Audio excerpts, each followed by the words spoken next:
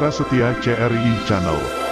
Pada kali ini CRI Channel akan membawakan cerita dengan judul kalimatnya Babat Alas Kali Cimanuk. Babat Alas Kali Cimanuk. Dalam episode terjadinya Kabupaten Indramayu.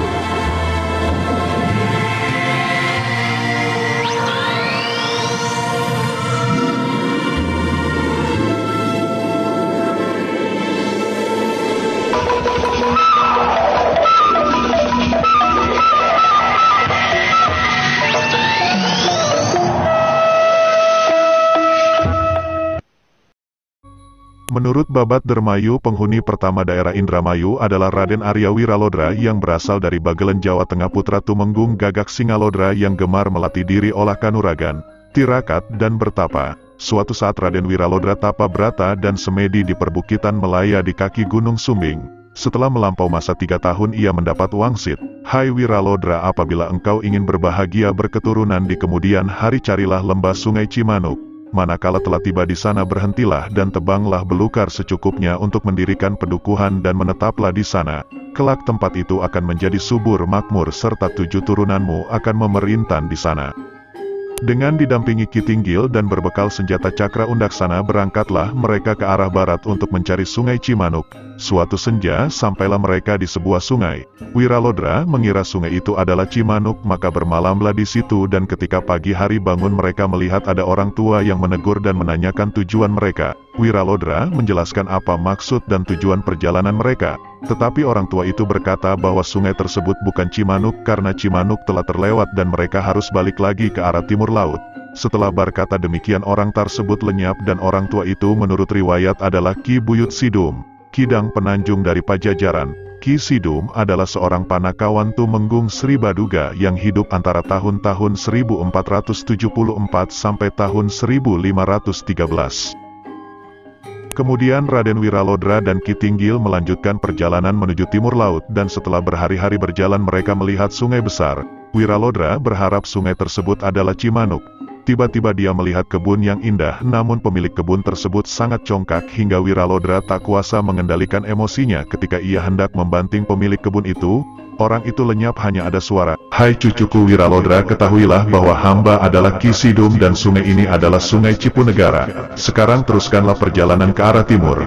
Manakala menjumpai seekor kijang bermata berlian, ikutilah di mana kijang itu lenyap, maka itulah Sungai Cimanuk yang Tuan cari."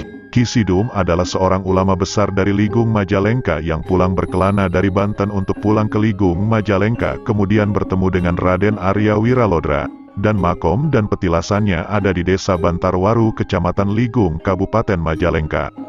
Saat mereka melanjutkan perjalanan, bertemulah dengan seorang wanita bernama Dewi Larawana yang memaksa untuk dipersunting Wiralodra, namun Wiralodra menolaknya hingga membuat gadis itu marah akan menyerangnya. Wiralodra mengelurkan cakranya ke arah Larawana.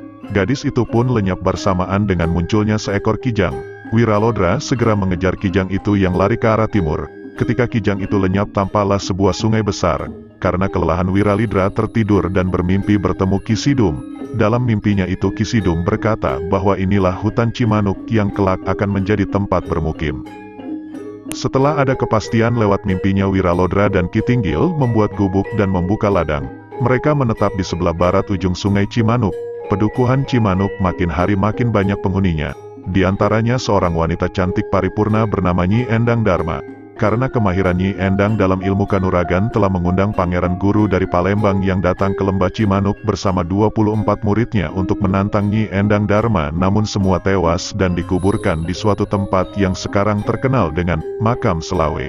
Untuk menyaksikan langsung kehebatan Nyi Endang Dharma, Raden Wiralodra mengajak adu kesaktian dengan Nyi Endang Dharma, namun Nyi Endang Dharma kewalahan menghadapi serangan Wiralodra, maka dia meloncat terjun ke dalam Sungai Cimanuk dan mengakui kekalahannya. Wiralodra mengajak pulang Nyi Endang Dharma untuk bersama-sama melanjutkan pembangunan pedukuhan, namun Nyi Endang Dharma tidak mau dan hanya berpesan, "Jika kelak Tuan hendak memberi nama pedukuhan ini, maka namakanlah dengan nama hamba. Kiranya permohonan hamba ini tidak berlebihan, karena hamba ikut andil dalam usaha membangun daerah ini. Untuk mengenang jasa orang yang telah ikut membangun pedukuhannya, maka pedukuhan itu dinamakan Dharma Ayu, yang di kemudian hari menjadi Indramayu."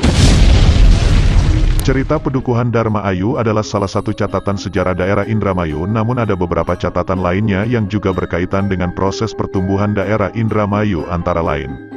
Berita yang bersumber pada Babat Cirebon bahwa seorang saudagar China beragama Islam bernama Ki Dampu Awang datang ke Cirebon pada tahun 1415. Ki Dampu Awang sampai di desa Junti dan hendak melamar Nyi Gedeng Junti, namun ditolak oleh Ki Gedeng Junti. Di sini dapat disimpulkan bahwa desa Junti sudah ada sejak tahun 1415.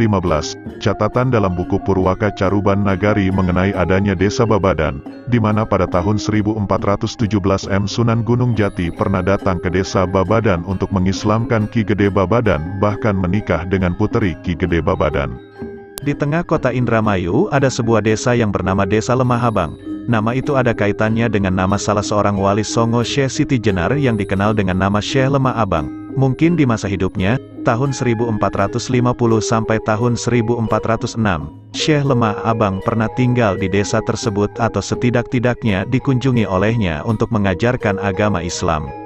Setelah bangsa Portugis pada tahun 1511 menguasai Malaka antara tahun 1513 sampai tahun 1515, pemerintah Portugis mengirimkan Tom Pires ke Jawa. Dalam catatan harian Tom Pires terdapat data-data bahwa tahun-tahun 1513 sampai tahun 1515 Pedukuhan Cimanuk sudah ada, bahkan sudah mempunyai pelabuhan. Pedukuhan Cimanuk ada dalam wilayah Kerajaan Sunda, Pajajaran. Melihat bukti-bukti atau sumber di atas, diperkirakan pada akhir abad 16 daerah Indramayu sekarang atau sebagian daripadanya sudah dihuni manusia.